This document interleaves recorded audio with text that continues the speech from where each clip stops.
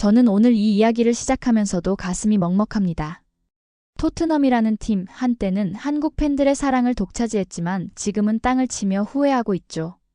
왜냐하면 그들이 외면하고 의심했던 선수가 바로 손흥민이었으니까요. 2015년 여름 손흥민이 레버쿠젠에서 토트넘 유니폼을 처음 입던 순간 우리는 설렘으로 가득했습니다. 이제 한국인 선수가 프리미어리그 빅클럽의 중심이 되겠구나라는 희망이 있었죠. 하지만 기대와는 달리 첫 시즌은 냉혹했습니다.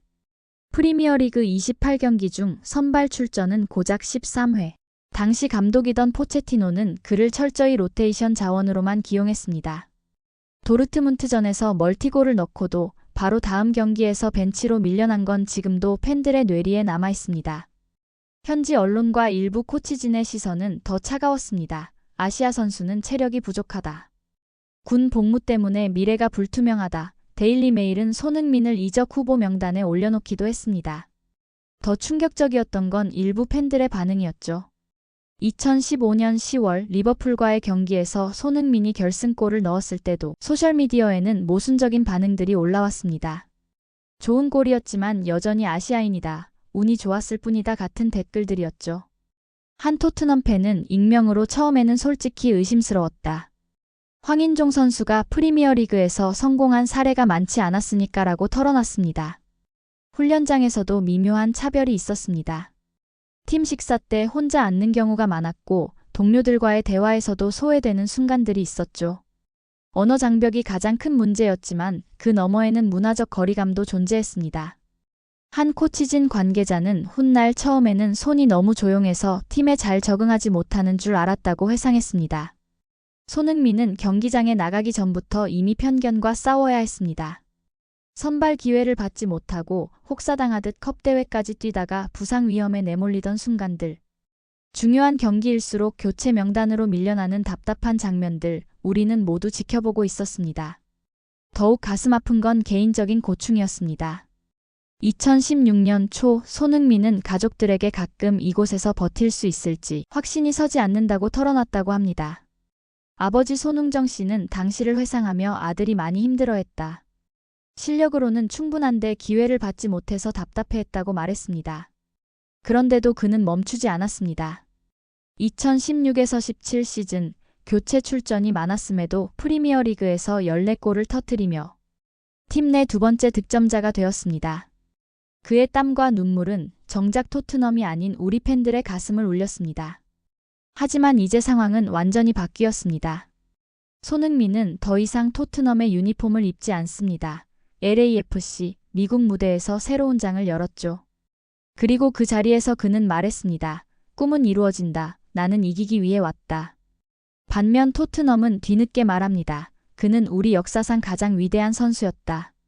하지만 그 말은 손흥민이 떠난 뒤에야 나온 너무 늦은 후회였습니다. 오늘 이야기는 바로 여기에 있습니다. 손흥민에게 차가운 시선을 보냈던 토트넘, 이제는 왜 땅을 치며 후회하는지, 그리고 손흥민은 어떤 새로운 길을 걸어가고 있는지 그 모든 걸 함께 풀어가 보려 합니다. 공감이 되신다면 구독 한번 눌러주시고 좋아요도 부탁드립니다. 여러분의 응원이 이 채널을 이어가는 가장 큰 힘이 됩니다.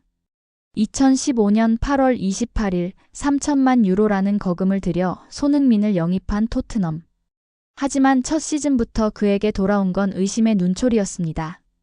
포체티노 감독은 기자회견에서 이렇게 말했죠.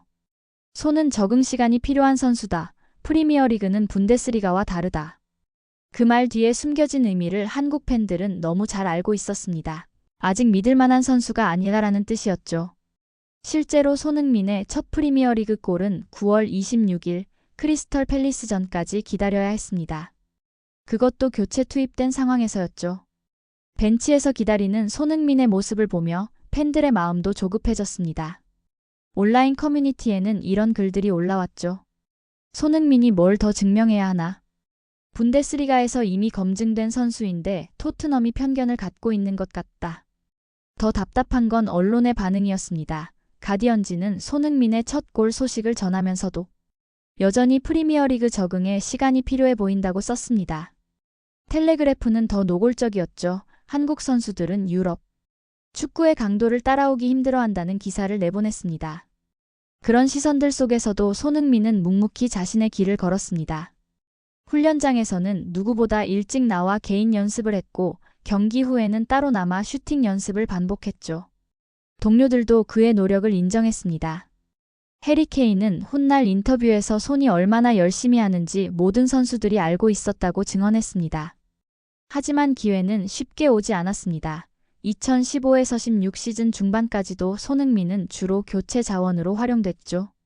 리버풀전에서 결승골을 넣고도 다음 경기에서는 다시 벤치 신세였습니다. 포체티노의 신뢰를 완전히 얻기까지는 더 많은 시간이 필요했죠.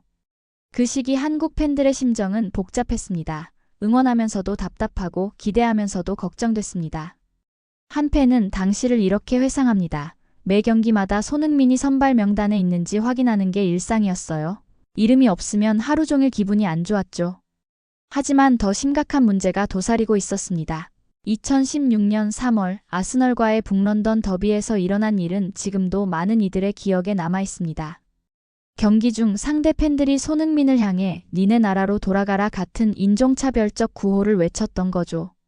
당시 중계진도 당황스러워하며 유감스러운 일이라고 언급했습니다. 경기 후 손흥민은 기자회견에서 담담하게 말했습니다. 그런 일들이 있다는 걸 알고 있어요. 하지만 저는 축구로 대답하겠습니다. 하지만 그의 표정에서는 상처받은 모습이 역력했죠. 한국 언론들은 크게 분노했지만 영국 언론들의 반응은 미지근했습니다. 사실 이런 일들은 비단 경기장에서만 일어나는 게 아니었습니다. 런던 거리에서도 종종 불쾌한 시선들을 받았다고 합니다. 한 목격자는 손흥민이 식당에서 식사할 때 다른 손님들이 수근거리는 모습을 봤다고 증언했죠. 저 선수 아시안 맞지? 프리미어리그에 왜 아시아인이 있어? 같은 말들이었다고 합니다. 팀 내부에서도 완전히 자유로운 건 아니었습니다. 2016년 시즌 중반 한 익명의 토트넘 선수는 현지 언론과의 인터뷰에서 솔직히 처음에는 손이 우리와 다르다고 생각했다. 플레이 스타일도 그렇고 성격도 조용해서 팀에 잘 녹아들지 못하는 것 같았다고 말했습니다. 물론 시간이 지나면서 생각이 바뀌었다고 덧붙였지만 초기의 편견이 어땠는지를 보여주는 대목이었죠. 토트넘 팬들의 반응도 엇갈렸습니다. 일부는 시간을 좀 더 줘야 한다며 이해를 보였지만 또 다른 일부는 3천만 유로짜리 선수가 이 정도냐며 실망감을 드러냈죠. 온라인 토트넘 팬 포럼에는 손흥민을 다시 팔아야 하는 거 아니냐는 글까지 올라왔습니다. 더 충격적이었던 건 아시아 선수들은 원래 이런 식이다. 처음에는 괜찮아 보이지만 결국 실망하게 된다는 댓글들이었죠. 심지어 일부 전문가들도 회의적이었습니다. 스카이 스포츠의 한 해설자는 손흥민은 분명 재능이 있지만 프리미어리그는 그가 생각하는 것보다 훨씬 거친 리그다. 아시아 선수들이 성공하기에는 여러 한계가 있다고 논평했습니다. 이런 발언들이 나올 때마다 한국 팬들의 분노는 커져갔죠. 그런 와중에 터진 게 병역 논란이었습니다. 영국 언론들은 손흥민의 군 복무 의무를 대대적으로 보도하며 토트넘이 골치 아픈 선수를 영입했다는 식으로 몰아갔죠. 선 신문은 토트넘의 3천만 유로 도박이라는 제목으로 기사를 냈습니다. 이 모든 상황 속에서 손흥민은 침묵으로 일관했습니다. 인터뷰에서도 항상 조심스러웠죠. 더 열심히 하겠다, 기회가 오면 보여드리겠다 같은 말들만 반복했습니다. 하지만 그의 눈빛에서는 분명한 의지가 느껴졌죠. 언젠가는 보여주겠다는. 2016에서 17 시즌부터 상황이 조금씩 바뀌기 시작했습니다. 손흥민은 프리미어리그에서 14골을 기록하며 팀 내 두 번째 득점자가 됐죠. 하지만 인정받기까지의 과정은 순탄하지 않았습니다. 오히려 더 혹독한 시련이 기다리고 있었죠. 무리뉴가 감독으로 부임한 건 아니었지만 포체티노 체제에서도 손흥민에 대한 요구는 갈수록 높아졌습니다. 주전 자리를 확보했지만 그만큼 부담도 커진 거죠. 2017에서 18 시즌 손흥민은 총 47경기에 출전했습니다. 프리미어리그, 챔피언스 리그, FA컵, 리그컵까지 모든 대회를 뛰었죠. 문제는 로테이션이 거의 없었다는 점입니다. 특히 중요한 경기일수록 손흥민에게 의존하는 경향이 강했죠. 챔피언스 리그 16강 유벤투스전에서는 부상 위험을 무릅쓰고 풀타임을 뛰었고 바로 며칠 후 프리미어리그 경기에서도 선발 출전했습니다. 당시 토트넘의 메디컬 스태프 한 명은 익명을 조건으로 이렇게 증언했습니다. 손의 몸 상태를 체크할 때마다 걱정됐어요. 너무 많은 경기를 뛰고 있었거든요. 하지만 감독은 손을 빼고는 경기를 할 수 없다고 했죠. 더 구체적인 수치를 보면 상황이 얼마나 심각했는지 알 수 있습니다. 2017에서 18 시즌 손흥민의 출전 시간은 총 3,847분이었습니다. 이는 팀 내에서 가장 많은 시간이었죠. 특히 12월 한 달 동안에는 8경기를 뛰었는데 이 중 7경기에서 풀타임을 소화했습니다. 크리스마스 시즌 경기 과밀 일정 속에서도 휴식은 없었죠. 2018년 1월 에버턴전에서 터진 일화는 지금도 팬들 사이에서 회자됩니다. 손흥민이 전반전에 허벅지 부상을 당했는데도 하프타임에 진통제를 맞고 후반전을 뛰었거든요. 경기 후 포체티노는 손이 괜찮다고 했다고 변명했지만 의료진은 달랐습니다. 한 관계자는 선수가 괜찮다고 해서 정말 괜찮은 건 아니에요. 아드레날린 때문에 통증을 못 느끼는 경우가 많거든요라고 우려를 표했죠. 한국 팬들의 우려는 더욱 컸습니다. 온라인 커뮤니티에는 손흥민 출전 시간 관리 관련 글들이 연일 올라왔죠. 토트넘이 손흥민을 노예처럼 부린다. 부상당하면 책임질 거냐? 같은 분노의 댓글들이 쏟아졌습니다. 한 팬은 매 경기마다 손흥민이 쓰러질까봐 조마조마하다. 90분 내내 긴장하면서 본다고 토로했습니다. 실제로 부상도 잦았습니다. 2018년 2월 손흥민은 발목 부상으로 3주간 결장했죠. 하지만 복귀 직후에도 바로 풀타임 투입됐습니다. 휴식 기간 없이 말이에요. 포체티노는 기자회견에서 손은 강한 선수다. 걱정할 필요 없다고 말했지만 팬들의 걱정은 계속됐습니다. 더 심각한 문제는 정신적 스트레스였습니다. 2018년 3월 손흥민은 한국 언론과의 인터뷰에서 처음으로 속내를 털어놨습니다. 솔직히 많이 힘들어요. 매 경기가 부담스럽고 실수하면 안 된다는 압박감이 크죠. 가끔은 쉬고 싶다는 생각도 들어요. 하지만 이런 발언조차 영국 언론에서는 손흥민의 나약함으로 해석되기도 했습니다.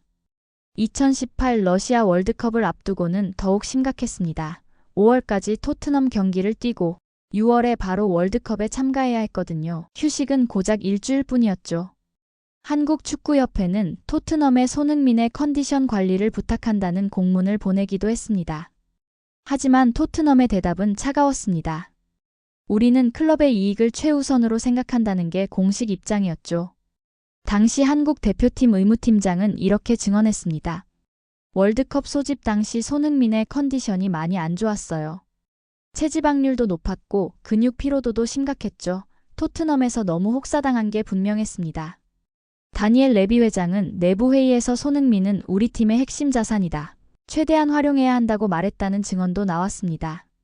한 구단 관계자는 익명을 조건으로 레비 회장은 손흥민을 선수라기보다는 상품으로 보는 경향이 있었다.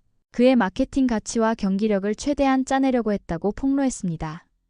그 시절 손흥민의 얼굴에는 피로가 역력했습니다. 경기 후 인터뷰에서도 예전보다 말수가 줄었죠. 한 기자는 당시를 이렇게 회상합니다. 손흥민 선수에게 컨디션 관련 질문을 하면 항상 괜찮다고 대답했어요. 하지만 표정에서는 피곤함이 느껴졌죠. 무리뉴가 2019년 감독으로 부임한 후에는 상황이 더욱 심각해졌습니다. 무리뉴는 손흥민을 높게 평가했지만 동시에 더 많은 것을 요구했죠. 손은 월드클래스 선수다. 하지만 더 강해져야 한다는 게 그의 지론이었습니다. 2019에서 20 시즌 손흥민은 30경기에서 18골을 기록했습니다. 하지만 시즌 중반 팔꿈치 부상으로 수술을 받아야 했죠. 무리뉴는 당시 손의 부상은 불가피했다. 그는 너무 많이 뛰었다고 인정했습니다. 하지만 시즌이 재개되자마자 다시 손흥민을 혹사시켰죠. 팬들의 분노는 극에 달했습니다. 손흥민은 선수이지 기계가 아니다. 하지만 토트넘의 태도는 변하지 않았습니다. 2020에서 21 시즌에는 코로나19로 경기 일정이 더욱 과밀해졌습니다. 손흥민은 토트넘의 모든 대회에서 핵심 역할을 했지만 그만큼 몸의 부담도 컸죠. 무리뉴는 손 없이는 경기할 수 없다고 공언했지만 정작 그를 쉬게 해주지는 않았습니다. 결국 그해 손흥민은 시즌 후반 체력 저하로 골 가뭄에 시달렸습니다. 그럼에도 불구하고 무리뉴는 그를 계속 선발 투입했죠. 한 축구 전문가는 토트넘이 손흥민을 부품처럼 사용하고 있다고 비판했습니다. 하지만 손흥민은 모든 의심과 혹사를 실력으로 답했습니다. 2021에서 22 시즌 그가 이뤄낸 성과는 프리미어리그 역사에 길이 남을 기록이었죠. 바로 아시아 선수 최초의 프리미어리그 득점왕이라는 쾌거였습니다. 시즌 초반만 해도 상황은 녹록지 않았습니다. 무리뉴가 경질되고 콘테가 새 감독으로 부임했지만 손흥민에 대한 의존도는 여전했죠. 오히려 콘테는 더 강도 높은 훈련과 경기 운영을 요구했습니다. 손은 이미 훌륭하지만 더 높은 레벨에 올라가야 한다는 게 콘테의 철학이었죠. 시즌 전반기 손흥민은 주로 왼쪽 윙백 역할을 맡았습니다. 공격보다는 수비 가담이 많아진 포지션이었죠. 팬들은 우려했습니다. 손흥민의 골 감각이 무뎌지는 것 아니냐, 너무 많은 것을 요구하는 거 아니냐는 목소리가 나왔죠. 하지만 손흥민은 묵묵히 자신의 역할을 해냈습니다. 수비에서도 공격에서도 팀의 핵심이 됐죠. 11월 에버턴전에서 터진 왼발골은 그의 각성을 알리는 신호탄이었습니다. 경기 후 콘테는 손이 진정한 월드클래스임을 다시 한번 보여줬다고 극찬했죠. 하지만 그 과정도 순탄하지만은 않았습니다. 시즌 초반 몇 경기에서 골 기회를 놓쳤을 때 일부 토트넘 팬들은 여전히 회의적이었거든요. 나이가 들어서 예전만 못하다 이제 한계인 것 같다 같은 댓글들이 온라인에 올라왔죠. 심지어 한 현지 언론은 손흥민의 전성기는 지났다는 기사를 내보내기도 했습니다. 그런 비판들 속에서도 손흥민은 자신만의 방식으로 준비했습니다. 매일 새벽 6시에 나와서 개인 훈련을 하고 경기 후에는 슈팅 연습을 반복했죠. 동료 케인은 훗날 손이 얼마나 완벽주의자인지 그때 다시 깨달았다. 99번 성공해도 한 번 실패한 걸 계속 연습했다고 회상했습니다. 시즌 중반부터 손흥민의 골 행진이 시작됐습니다. 12월부터 2월까지 3개월간 10골을 터뜨렸죠. 특히 맨시티전에서의 멀티골은 프리미어리그 전체를 놀라게 했습니다. 과르디올라도 경기 후 손흥민은 세계 최고 수준의 선수라고 인정했죠. 그런데 이 골들에는 특별한 의미가 있었습니다. 맨시티전 첫 번째 골은 오른발, 두 번째 골은 왼발로 넣었거든요. 양발 골이었죠. 경기 후 손흥민은 두 발 모두 쓸 수 있다는 걸 보여주고 싶었다. 더 이상 한계가 있는 선수가 아니라는 거료라고 말했습니다. 3월부터는 본격적인 득점왕 경쟁이 시작됐습니다. 살라, 마네 등 쟁쟁한 라이벌들이 있었지만 손흥민의 골 감각은 더욱 예리해졌죠. 브라이튼전에서의 환상적인 중거리 슛, 레스터전에서의 침착한 마무리. 매 경기마다 골을 넣으며 팬들을 열광시켰습니다. 특히 브라이튼전 골은 손흥민 커리어 최고의 골 중 하나로 꼽힙니다. 30m 거리에서 때린 오른발 슛이 골 상단 구석으로 빨려 들어갔거든요. 브라이튼 골키퍼도 어이없다는 표정으로 고개를 저었고 상대팀 팬들까지 박수를 쳤죠. 그 골을 본 펠레는 자신의 SNS에 손흥민 그 자체가 마법이다. 이라고 올렸습니다. 한국 팬들의 응원도 뜨거웠습니다. 새벽 경기마다 수백만 명이 TV 앞에 모였죠. 온라인에는 손흥민 득점왕 만들기 프로젝트 같은 응원 캠페인들이 생겨났습니다. 해외 거주 한국인들은 직접 경기장을 찾아 태극기를 흔들며 응원했죠. 실제로 토트넘 스타디움에서는 이전과 다른 풍경이 펼쳐지기 시작했습니다. 한국 팬들이 대거 몰려들면서 경기장 곳곳에서 한국어가 들렸거든요. 한 영국 팬은 처음에는 낯설었지만 이제는 손흥민 때문에 우리 팀이 더 글로벌해진 것 같아서 자랑스럽다고 말했습니다. 하지만 압박감도 컸습니다. 4월 초 득점 순위에서 살라와 한 골 차로 뒤처져 있을 때 손흥민은 한국 언론과의 화상 인터뷰에서 부담이 크다. 모든 경기가 결승전 같다. 하지만 이런 기회가 다시 올지 모르니까 최선을 다하겠다고 말했습니다. 그의 눈에는 간절함이 역력했죠. 4월 운명의 순간이 다가왔습니다. 아스널전에서 손흥민이 터뜨린 골은 득점왕 경쟁의 판도를 완전히 바꿔놨죠. 그 골로 손흥민은 단독 득점 1위에 올라섰습니다. 경기 후 그의 눈가에는 눈물이 맺혀 있었죠. 정말 꿈만 같다. 아직 한 경기가 더 남았지만 이런 순간을 맞을 수 있어서 행복하다고 소감을 밝혔습니다. 그런데 그 아스널전 골에는 숨겨진 스토리가 있었습니다. 경기 전날 밤 손흥민은 아버지 손흥정 씨와 전화통화를 했다고 합니다. 아버지가 내일은 네가 가장 원하던 순간이 올 수도 있다. 두려워하지 말고 즐겨라라고 하셨어요. 그 말이 큰 힘이 됐죠라고 훗날 밝혔습니다.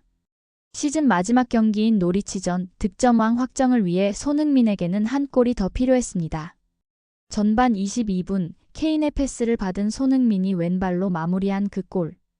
토트넘 스타디움은 환호로 가득 찼고 동료들은 모두 손흥민을 향해 달려왔습니다. 23골.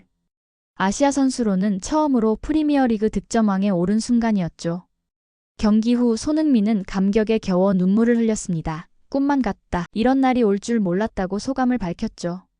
토트넘도 그의 성과를 대대적으로 홍보했습니다. 공식 SNS에는 우리의 자랑스러운 득점왕이라는 메시지가 올라왔죠. 레비 회장도 축하 메시지를 보냈습니다. 손흥민은 토트넘 역사상 가장 위대한 선수 중 하나라고 치켜세웠죠. 하지만 팬들의 반응은 복잡했습니다. 기쁨과 함께 씁쓸함도 있었거든요. 이제 와서 치켜세우기 시작했네. 예전에는 왜 그렇게 대했냐 같은 댓글들이 쏟아졌습니다. 손흥민이 득점왕이 되고 나서야 비로소 그의 가치를 인정하기 시작한 건 아니냐는 의심이었죠. 영국 언론들도 뒤늦게 손흥민을 극찬하기 시작했습니다. 가디언은 손흥민, 프리미어리그 역사를 바꾼 아시아의 영웅이라는 제목의 기사를 냈고 BBC는 의심했던 우리가 부끄럽다는 논평을 실었죠. 하지만 이런 변화된 시선들이 손흥민에게는 어떻게 느껴졌을까요? 손흥민은 여전히 겸손했습니다. 인터뷰에서도 팀의 도움이 있었기에 가능했다. 개인 기록보다는 팀 성과가 더 중요하다고 말했죠. 하지만 그의 표정 어디선가는 오랜 세월 품어온 한이 풀어지는 듯한 안도감이 느껴졌습니다. 손흥민이 득점왕에 오른 후 토트넘의 태도는 180도 달라졌습니다. 갑자기 그를 팀의 상징으로 내세우기 시작했죠. 하지만 정작 중요한 건 놓치고 있었습니다. 손흥민에게 가장 절실했던 것 바로 우승 트로피였거든요. 2022에서 23 시즌 손흥민은 여전히 팀의 핵심이었습니다. 하지만 팀 성적은 기대에 못 미쳤죠. 챔피언스 리그 진출에도 실패했고 리그컵과 FA컵에서도 일찍 탈락했습니다. 손흥민의 개인 기록은 화려했지만 정작 트로피는 하나도 얻지 못했죠. 더 안타까운 건 손흥민 개인의 희생이었습니다. 2019년 챔피언스 리그 결승전 패배 후 그는 혼자서 한참을 울었다고 합니다. 당시 동료였던 데이비스는 손이 그렇게 우는 모습은 처음 봤다. 정말 간절했구나 싶었다고 회상했죠. 하지만 그 이후로도 비슷한 아쉬움만 반복됐습니다. 2020년 리그컵 결승에서 맨시티에게 0대1로 진 경기도 마찬가지였습니다. 손흥민은 그 경기에서 팀 최고의 활약을 보였지만 결국 트로피는 놓쳤죠. 경기 후 그는 우승이 이렇게 어려운 건지 몰랐다. 개인 기록보다 팀 트로피가 훨씬 중요한데라고 토로했습니다. 콘테가 중도 사임한 후 팀은 더욱 혼란에 빠졌습니다. 임시 감독 체제에서 손흥민은 여전히 많은 경기를 뛰었지만 팀의 방향성은 갈수록 흐려졌죠. 팬들은 답답해했습니다. 손흥민 같은 선수가 있으면서 왜 우승을 못하냐는 불만이 터져나왔거든요. 실제로 토트넘의 전력 보강은 손흥민의 기여에 비해 부족했습니다. 8년간 손흥민이 벌어들인 수익은 대략 5억 파운드로 추정되는데 정작 팀 보강에 투자된 금액은 그에 훨씬 못 미쳤죠. 한 축구 경영 전문가는 토트넘은 손흥민을 현금 인출기처럼 사용했다고 혹평했습니다. 그런 와중에 나온 게 레비 회장의 발언이었습니다. 2023년 여름 그는 팬들과의 간담회에서 이렇게 말했죠. 손흥민은 토트넘 역사상 가장 위대한 선수 중 하나다. 우리는 그를 절대 보낼 수 없다. 하지만 팬들의 반응은 차가웠습니다. 이제 와서 무슨 소리냐는 반응이 대부분이었죠. 더 구체적으로 들여다보면 토트넘의 한계가 드러납니다. 손흥민이 있는 기간 동안 토트넘의 우승 기회는 총 7번 있었습니다. 2018년, 2019년 챔피언스 리그, 2020년, 2021년 리그컵, 2021년, 2022년, 2023년 FA컵까지. 하지만 모두 놓쳤죠. 7번의 기회 중 한 번도 잡지 못한 겁니다. 한국 팬 커뮤니티에는 이런 글들이 올라왔죠. 이제 와서 무슨 소리냐. 손흥민이 고생할 때는 언제고 진작 이렇게 대우했으면 우승도 했을 텐데. 토트넘에 대한 원망이 고스란히 드러났습니다. 한 팬은 손흥민이 8년간 토트넘에서 뛰면서 얻은 건 개인 기록뿐이다. 정작 가장 원했던 팀 트로피는 하나도 없다고 씁쓸해했습니다. 실제로 토트넘의 트로피 가뭄은 심각했습니다. 손흥민이 온 지 8년이 넘도록 단 하나의 우승도 하지 못했거든요.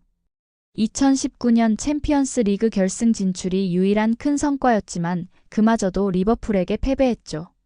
손흥민은 그 경기 후 눈물을 흘리며 말했습니다. 다음에는 꼭 이기겠다고. 하지만 그 다음은 쉽게 오지 않았습니다. 매 시즌 우승 후보로 거론됐지만 결정적인 순간마다 무너졌죠. 2021년 리그컵 결승에서는 맨시티에게 0대1로 졌고 2022년에는 리그컵 4강에서 첼시에게 탈락했습니다.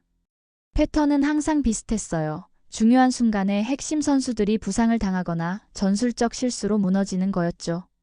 손흥민의 나이도 고려 사항이었습니다. 2023년 기준으로 31세, 선수 생활의 황금기가 서서히 지나가고 있었거든요.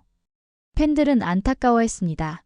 손흥민이 전성기를 토트넘에서 다 보내는 게 아쉽다, 다른 팀에서 우승할 기회를 놓치는 것 같다는 의견들이 나왔죠. 특히 2022년 월드컵 이후 손흥민의 심경 변화가 느껴졌습니다. 카타르에서 16강까지 올라가며 국가대표팀에서는 성과를 냈지만 정작 클럽에서는 여전히 트로피가 없었거든요. 한 인터뷰에서 그는 국가대표로는 많은 추억을 만들었지만 클럽에서의 아쉬움이 크다고 솔직하게 털어놨습니다. 토트넘 내부에서도 고민이 깊어졌습니다. 한 구단 관계자는 익명을 조건으로 이렇게 말했습니다. 손흥민에게 트로피를 안겨주지 못한 게 가장 큰 아쉬움이에요. 그 정도 선수라면 이미 여러 개의 우승컵을 들고 있어야 정상이거든요. 실제로 같은 시기 맨시티나 리버풀 같은 팀들은 여러 트로피를 들어 올렸죠. 2023에서 24 시즌이 시작되면서 새로운 감독 포스테코글루가 부임했습니다. 그는 손흥민에 대해 토트넘의 레전드라고 표현하며 최대한의 예우를 보였죠. 하지만 여전히 팀의 우승 가능성은 불투명했습니다. 언론들도 토트넘의 딜레마를 지적하기 시작했습니다. 가디언은 토트넘은 손흥민에게 무엇을 해줬는가라는 제목의 칼럼을 실었고 ESPN은 손흥민이 토트넘에서 낭비되고 있다는 분석 기사를 냈죠. 특히 아쉬운 건 손흥민의 전성기가 토트넘의 침체기와 겹쳤다는 점입니다. 그가 가장 뛰어난 활약을 보인 2018에서 2022년 토트넘은 정작 큰 타이틀 하나 따내지 못했거든요. 만약 다른 팀에 있었다면 분명 여러 우승을 경험했을 거라는 아쉬움이 남았죠. 한국 팬들의 심정은 더욱 복잡했습니다. 토트넘을 응원하게 된 이유가 손흥민 때문이었는데 정작 그 팀이 손흥민에게 트로피를 안겨주지 못하고 있었거든요. 차라리 다른 팀으로 이적하는 게 낫겠다는 극단적인 의견까지 나왔습니다. 손흥민 본인도 이런 상황을 잘 알고 있었을 겁니다. 인터뷰에서는 항상 토트넘에서 우승하고 싶다고 말했지만 그의 표정에서는 미묘한 아쉬움이 느껴졌죠. 시간은 흘러가는데 여전히 트로피는 없었으니까요. 결국 2025년 여름 손흥민의 MLS 이적 발표. 토트넘 팬들은 충격에 빠졌고 구단은 뒤늦게 그의 가치를 깨달았죠. 하지만 이미 늦었습니다. 손흥민은 새로운 무대를 향해 떠났고 토트넘에게는 후회만 남았습니다. 2025년 여름 축구계에 큰 충격이 일었습니다. 손흥민의 LAFC 이적 발표였죠. 8년 반 동안 몸담았던 토트넘을 떠나 미국 무대로 향한다는 소식에 전 세계 축구 팬들이 놀라움을 감추지 못했습니다. 사실 이적 결정 과정에는 많은 고민이 있었습니다. 2025년 여름부터 손흥민 주변에서는 이적 루머가 끊이지 않았거든요. 사우디아라비아 리그의 거액 오퍼, 일본 제1리그의 러브콜, 심지어 중국 슈퍼리그에서도 관심을 보였죠. 하지만 손흥민의 선택은 의외였습니다. 바로 MLS였거든요. 이적 결정에는 여러 요인이 작용했습니다. 우선 2026 북미 월드컵이 큰 이유였죠. 미국에서 2년간 뛰면서 월드컵 개최국의 환경에 미리 적응할 수 있다는 계산이었습니다. 한국축구협회도 이를 적극 지지했다고 합니다. 또 다른 이유는 가족이었습니다. 손흥민의 부모님이 나이가 들면서 건강에 대한 우려가 커졌거든요. 미국은 의료시설이 좋고 한국과의 시차도 유럽보다 적어서 가족들이 경기를 보기에도 좋았죠. 손흥민은 한 인터뷰에서 가족과 더 많은 시간을 보내고 싶었다고 솔직하게 말했습니다. LAFC의 공식 발표는 간단했지만 임팩트는 강했습니다. 우리는 세계 최고 수준의 선수를 영입했다. 손흥민은 글로벌 아이콘이자 우리 구단의 가치를 한 단계 끌어올릴 선수다. 스티브 체런들로 구단주는 기자회견에서 흥분을 감추지 못했죠. 이적료는 공개되지 않았지만 업계에서는 3천만 달러 정도로 추정한다고 합니다. MLS 역사상 가장 비싼 이적료 중 하나였죠. 손흥민의 첫 기자회견은 더욱 인상적이었습니다. LAFC 트레이닝 센터에서 열린 자리에서 그는 밝은 표정으로 말했습니다. 꿈은 이루어진다는데 정말 꿈만 같습니다. 나는 이기기 위해 여기 왔어요. 그의 눈빛에서는 새로운 도전에 대한 열정이 느껴졌습니다. 토트넘에서는 보기 힘들었던 편안함과 자신감이었죠. 한 현지 기자는 손흥민이 정말 행복해 보인다. 지난 몇 년간 토트넘에서 보였던 피곤한 표정과는 완전히 다르다고 평했습니다. MLS 이적을 결정한 이유에 대해 손흥민은 이렇게 설명했습니다. 새로운 도전이 필요했어요. 여기서 다시 한번 우승의 기쁨을 맛보고 싶습니다. 토트넘에서 이루지 못한 꿈을 LAFC에서 펼치겠다는 의지였죠. 실제로 LAFC는 2022년 MLS컵 우승 경험이 있는 팀이었습니다. LAFC의 기대도 컸습니다. 스티브 체런들로는 손흥민은 단순한 선수가 아니다. 우리 리그의 위상을 높이고 아시아 시장을 개척할 핵심 인물이라고 강조했습니다. 실제로 이적 발표 후 LAFC의 아시아 지역 스폰서십 문의가 급증했다고 합니다. 한국 팬들의 반응은 복잡했습니다. 아쉬움과 기대가 동시에 있었죠. 유럽 최고 무대를 떠나는 게 아쉽다는 의견과 새로운 환경에서 행복하게 뛰는 모습을 보고 싶다는 응원이 엇갈렸습니다. 한 팬은 토트넘에서 트로피 못 따는 손흥민을 보는 게 더 고통스러웠다. 차라리 MLS에서 우승하는 게 낫다고 말했습니다. 흥미롭게도 토트넘의 반응은 뒤늦은 아쉬움이었습니다. 이적 발표 후 레비 회장은 손흥민은 토트넘 역사에 영원히 남을 선수다. 그의 결정을 존중하지만 매우 아쉽다는 성명을 발표했죠. 하지만 손흥민의 선택에는 분명한 이유가 있었습니다. 2026 북미 월드컵을 앞두고 미국 무대에 적응하는 것, 그리고 무엇보다 우승에 대한 갈증을 해소하는 것이었죠. LAFC는 이미 MLS컵 우승 경험이 있는 팀이었으니까요. 손흥민의 LAFC 이적은 발표 직후부터 큰 화제를 모았다. 현지 언론은 LAX 공항에서 열렬한 환영을 받을 것으로 전망했고 팬들 역시 SNS에서 뜨거운 반응을 보였다. 새 소속팀에서 훈련을 시작한 손흥민은 특유의 프로페셔널함으로 주목받았다. 한 언론은 손흥민의 리더십과 태도가 팀에 긍정적인 영향을 줄 것이라고 전했다.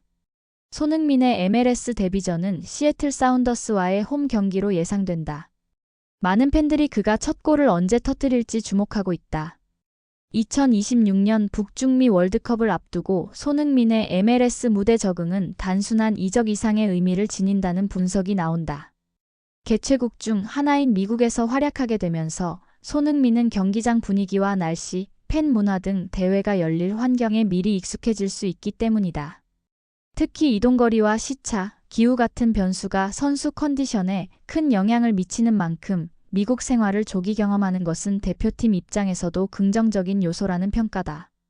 무엇보다 손흥민 스스로가 즐거워 보인다는 점이 팬들에게 희망적인 신호로 읽힌다. 토트넘 시절 막바지에는 다소 지쳐 보이던 표정이 많았지만 LAFC 합류 이후 그의 SNS에는 환하게 웃는 사진과 동료들과 자연스럽게 어울리는 모습이 연이어 올라오고 있다. 새로운 환경 속에서도 빠르게 적응하며 축구 그 자체를 즐기는 모습은 한국 대표팀의 주장으로서 월드컵을 준비하는 과정에도 긍정적인 자극이 될 것으로 보인다. 이렇게 손흥민의 새로운 여정이 시작됐습니다.